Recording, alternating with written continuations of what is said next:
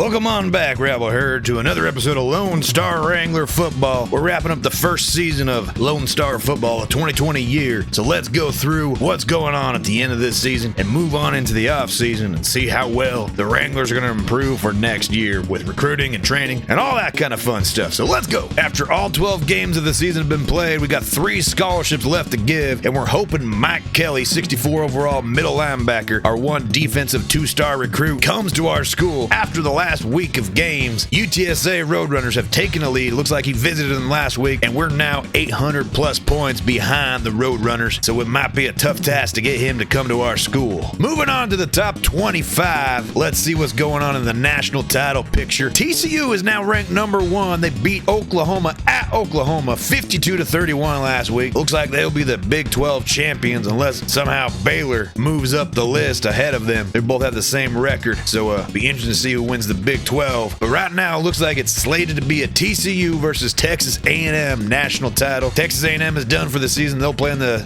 SEC championship game, likely against Florida. But TCU has 1 game left to play against Western Virginia. If they win that, they'll probably play in the national title. But Baylor's still down there, knocking on the door. Florida's still knocking on the door. And Illinois, who's only got 1 loss on the season, could also find their way into the national title if things go their way. And in the Heisman picture, halfback Joe Moore for TCU is still in the lead at 98 yards and 3 touchdowns against Oklahoma. Looking like he is slated to be the Heisman winner this year. He had a great game against us. His quarterback, Lawrence Thompson, also had a great game against Oklahoma, and he's moving back up the list. Could we see a TCU Heisman and national title in this 2020 season? We'll find out here in a couple minutes. All right, let's move forward next week and see how the conference titles line up. All right, after fast forwarding a week, Brian Sanchez, 57 overall middle linebacker, commits to the team. He may not be as good as Mike Kelly, but he's a good depth commitment. And then Alan Richard, a 52 overall wide receiver, commits to the team as well. It means we only have 1 scholarship left, and we're hoping it's reserved for Mike Kelly. Let's see what happened in the top 25, see if anything was shaken up. TCU lost to Western Virginia in overtime. They fall from number 1 all the way down to 9th. Texas A&M is now slated to be in the national title. They are ranked number 1. Illinois, as long as they win their conference championship, they will play in the national title. Whoever wins the SEC championship between Texas A&M and Florida will play in the national title, and it could be against Illinois or it could be against Baylor. Baylor's got to hope if Florida loses and Illinois loses, they will play Texas A&M in the national title. If Illinois loses and Texas A&M loses, they'll probably play Florida in the national title. And it looks like we got a 4-dog race here at the final conference championship week in the national title picture. So let's fast forward and see who wins all the conference championships. All right, here are your conference champions for each conference in the 2020 year. Winning the Conference USA is UAB. Winning the SEC title is Texas A&M. Baylor wins the Big 12. Michigan State wins the Big 10. The Pac-12 goes to the Oregon Ducks. The ACC is won by Wake Forest. The American Athletic Conference is won by UCF. The Mountain West Conference is won by San Diego State University. The MAC champion is Miami U, and the Sun Belt goes to South Alabama. All right, moving on to awards, and here's the Heisman champion for the year, and it's a huge surprise. Joe Moore, who was in the lead since he played us, or I think even the week before he played us, he was in the lead as the front runner for the win in the Heisman all season. But in the last second, his teammate Lawrence Thompson, the quarterback, passes him, and it was a close voting race. Look at that. Just 48 first place votes and just under 100 total votes gives Lawrence Thompson the Heisman Trophy for the year. But if you remember when we played TCU, Lawrence Thompson had a game against us. He actually got player of the week with 245 yards of passing, 9 carries for 123 yards of rushing, and 6 total touchdowns. I understand why he definitely deserves to win the Heisman Trophy. Joe Moore was just as good in that game. He probably had 100-some yards, maybe more, and a couple touchdowns himself. But TCU wins the Heisman, and you know what? It had to go through Houston and the Lone Star Wranglers before anybody got that award, so kudos to them. Let's go through the All-Americans. Did we get any All-NCAA or maybe All-Conference players? Let's find out. No All-NCAA All-Americans. Let's see what's in the Conference USA. Nothing on the first team. Free safety Alan Pierre from Lone Star gets All-Conference USA second team free safety. He had a great season. Led the team in turnovers caused. Second on the team in tackles. A well-deserved All-Conference recognition for this player. But that's not the only awards we're focusing on this year. We also have the Lone Star Awards for both offense and defense for the Lone Star Wranglers football program, and it was voted on by you, the fans. This year's winner, the Offensive Lone Star Award, goes to Ramon Powell, quarterback. He had over 3,000 yards of passing, 9 touchdowns through the air, 2 on the ground, and 32 interceptions. Well, let's not talk about that. But you know what? You guys voted for him, and I understand why. When you look how Ramon Powell distributed the ball over the course of the season, you see how he spread the love. He didn't have a favorite target. We had 2 receivers, including Fogarty, with over 50 catches. We had 3 receivers with 40 or more, and then we had Goff, our tight end, with just under 40, and we had 3 wide receivers over 500 yards total in the season, 2 more over 300, and Fogarty was just under 300 yards receiving. So you can see how Ramon Powell spread the love around and why he deserves to be the Lone Star Offensive MVP for the 2020 season. On the defensive side of the ball, you know who the defensive Lone Star MVP is. It's Big Jim Neely. 26 total tackles, 13 of those for a loss, and 9 sacks. He also had a couple fumble forces. Big Jim Neely is our Lone Star Defensive MVP, voted for by you, the viewers, the fans, in the 2020 season. All right, with conference championships handed out, All-American awards handed out, it's time to see who walks away the national title champion. Who's going to win the BCS national title between Baylor University and Texas A&M? We'll likely be playing one of these teams as our first game of next season. I'm sure they'll be the highest ranked team in the 2021 season, and we always play the highest ranked Texas team on our schedule every year. So we got a rivalry game playing off in the national title. Should be a great one.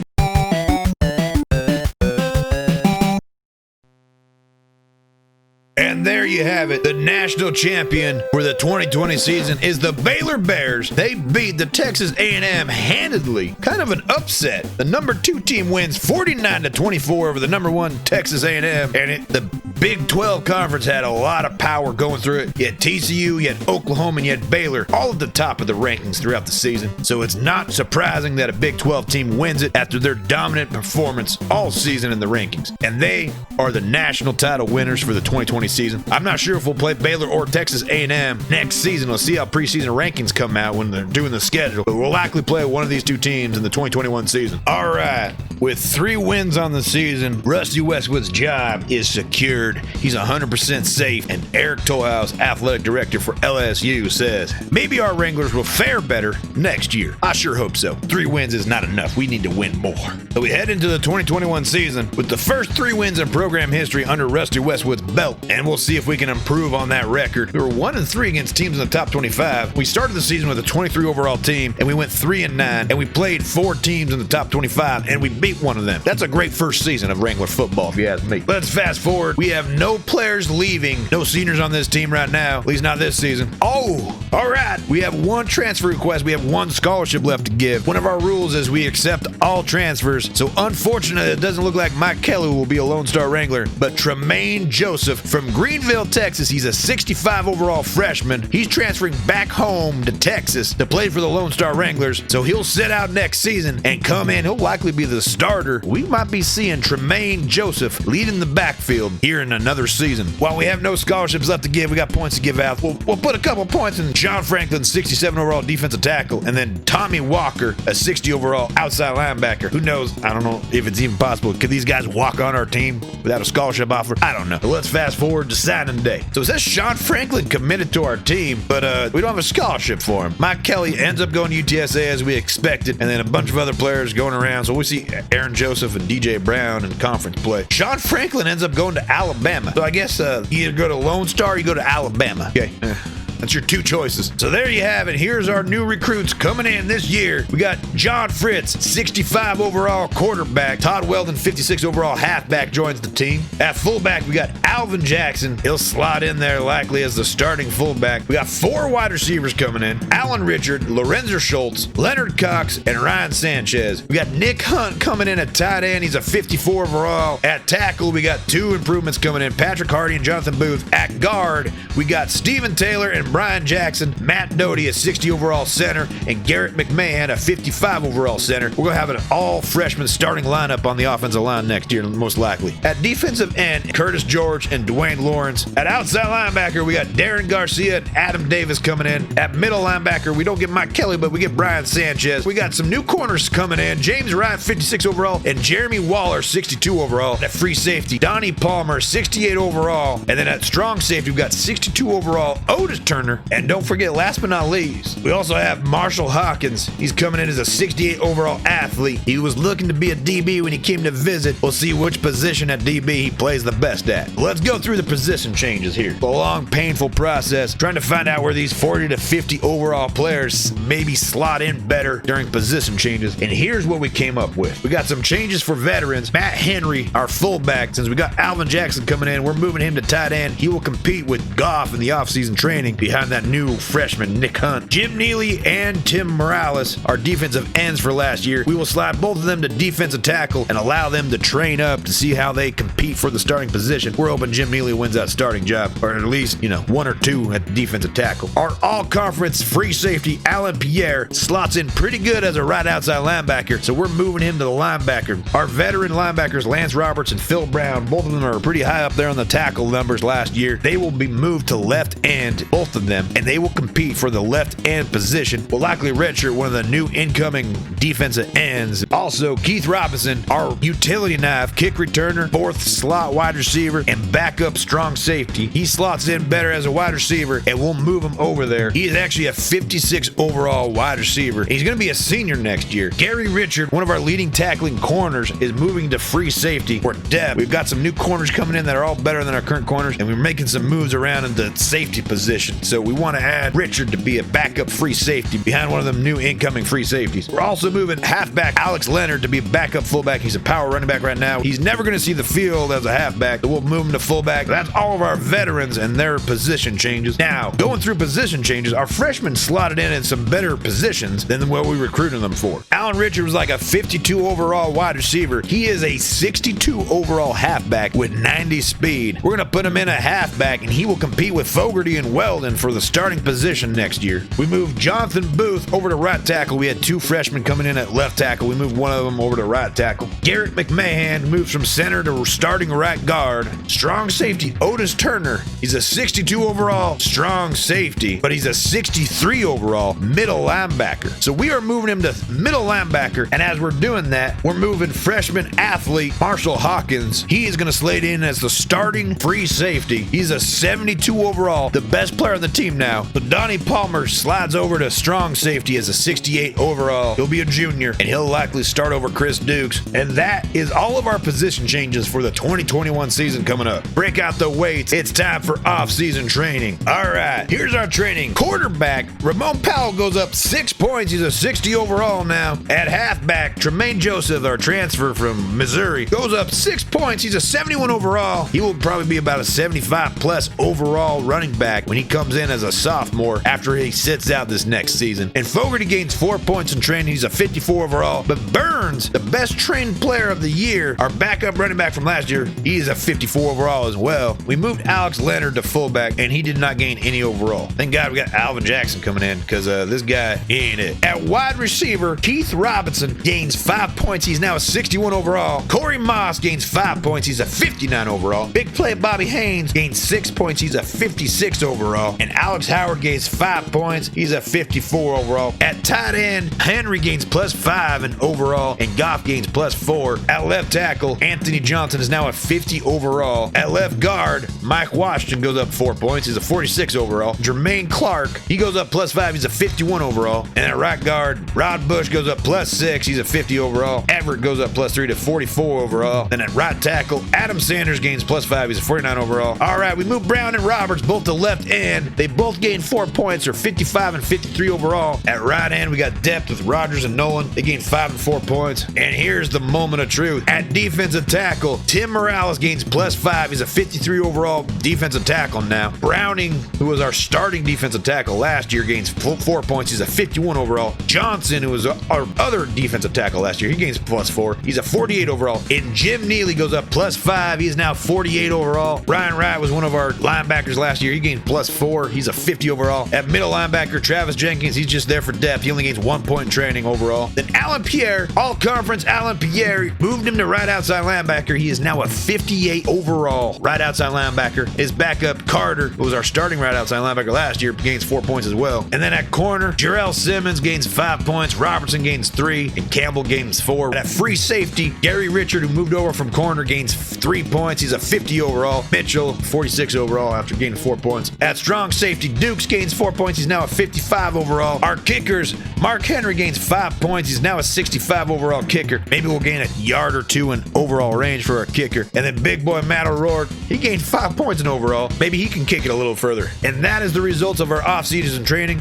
And this is what we'll have to play with next year with veterans for the next season. One thing I forgot to look at was where our recruitment class slotted in at, what we ranked out in overall recruitment class. I gotta remember that for next season. I don't know, I spaced it off, so we never looked at it. But here's what we come in at as an overall in the preseason polls. We are a 48 overall team, 48 offense, 50 defense. So we basically doubled the teams overall, more than doubled the teams overall in one season. We got this year's schedule slotted in. We will start the season off in week 2 at Texas A&M. They're coming in ranked number 3, the highest ranked Texas team, and we'll get to play them first game of the season. After that, we play our rival Houston at home. Then we play Texas State at home. I put them on the schedule to give us a little cushion game because TCU is ranked number 4. That's a tough schedule, playing at Texas A&M and at TCU in the first 4 games of the season. After that, we go into Conference USA play. We start off the season in Conference USA against Old Dominion again, our first win of the season last year. Then we play Middle Tennessee State at home, and then at home at North Texas,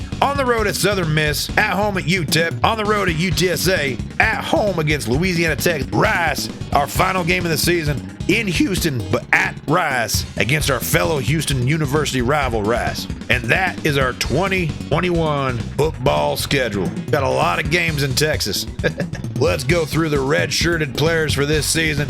We are redshirting Irvin Smith. He's not going to see the field. Sophomore quarterback. Just going to do it just to give him another year of eligibility, see if he trains better overall. But we're going to redshirt Todd Weldon, a 56 overall freshman. Give him another year to develop behind Fogarty and Richard. That way we'll see Fogarty on the field quite a lot as the backup running back. I'll try to sub him in. Definitely, he's stronger. He's got better acceleration, so he's definitely better for the short yardage runs. At fullback, we're going to redshirt Alex Leonard. See if giving him another year of development will get him out of the 40 overall range. At wide receiver, we are going to redshirt our 2 freshmen, Schultz and Sanchez. That way we'll see Moss, Haynes, and Howard on the field. And then Cox and Robinson will be our starting 2 wide receivers at 60 plus overall. At tight end, we are redshirting Zach Howard. He had a great season spelling Goff, a couple plays, being our 5th wide receiver as well. Made some clutch catches. We're going to give him another year of eligibility with a red shirt, give him some more time to develop as a player, see if he moves up the rankings at tight end. Offensive line, all of our starters are definitely freshmen, and we're not redshirting anybody on the line. At left end, we have Dwayne Lawrence, freshman, coming in. Since Phil Brown is a 55 overall as well, we will redshirt Dwayne Lawrence, let him give it another year of development. He'll be competing for that starting job next year against Brown and Roberts. At defensive tackle, we are redshirting Browning, so Neely is now the number 2 overall defensive tackle. We'll see him on the field. Also redshirt Sampson since he's down here at the bottom of the rankings. At the linebackers, we are going to redshirt Darren Garcia. He is behind Alan Pierre right now. He's a 57 overall. No point in wasting a year of eligibility as a backup when we got Brian Sanchez to play all 3 positions as a backup as a freshman. But we'll give Garcia a year off, let him develop behind Pierre. He'll have 2 years likely as a starter later in his career. No red shirts at the corner position. We only got 5 of them. It's a sad day, folks.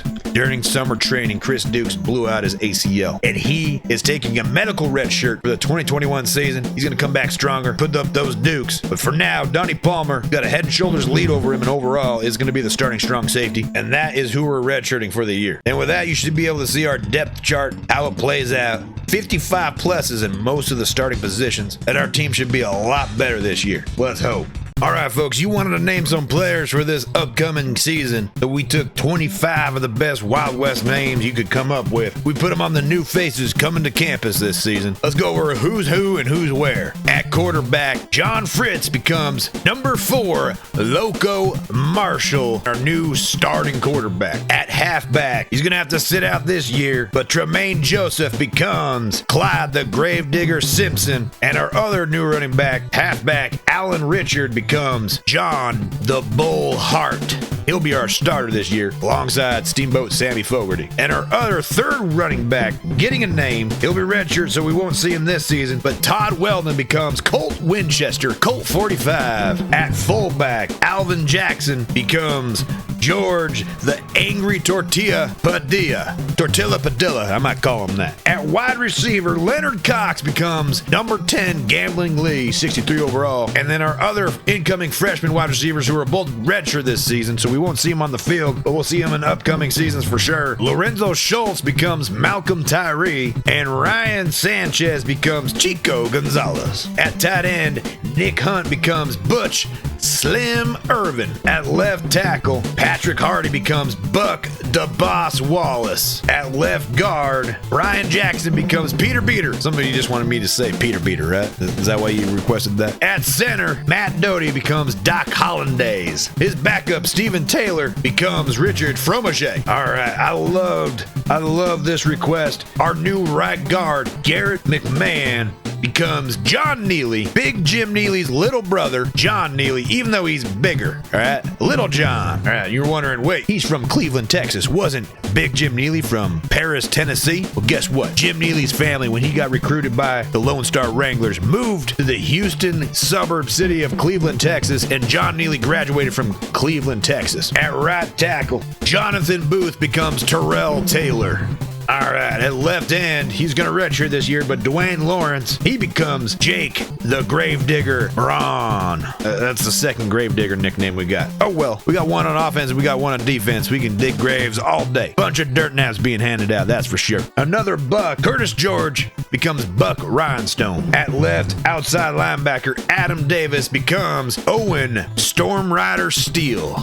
At middle linebacker, Otis Turner, who was a strong safety, but we moved him to middle linebacker. He's now the starting middle linebacker, Granger McGraw, the Law. And then, of course, another middle linebacker, Ryan Sanchez, becomes Jonathan Wayne. You'll see Jonathan Wayne as our backup linebacker, I think, on all three positions this coming season. He's redshirt this year. Darren Garcia becomes Blue Bum Phillips, our 57 overall right outside linebacker. At the corner position, we got two new starters. Jeremy Waller, we got Gunnar Cannon, number 22, coming in at starting corner. And opposite him, James Wright becomes Dustin Dusty Bluebonnet. And then at free safety, you played Red Dead, you know this guy. I love it. I didn't change his face at all. I think it kind of looks like him. Freshman Marshall Hawkins becomes Arthur Morgan, Legend of the West. And last but not least, 68 overall strong safety, Donnie Palmer, becomes Johnny Death Reynolds. And that is all the names you gave me that name the players this season. Some of them will be redshirt, so we won't see them this year, or they're transferring, so they got to sit out. But some of them are starting in the lineup, so look for the name you gave us this season. That does it for the season wrap-up and off-season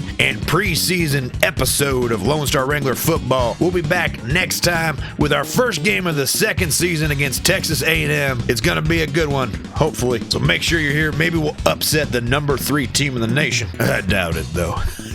Until next time, remember, folks, don't drink downstream from the herd.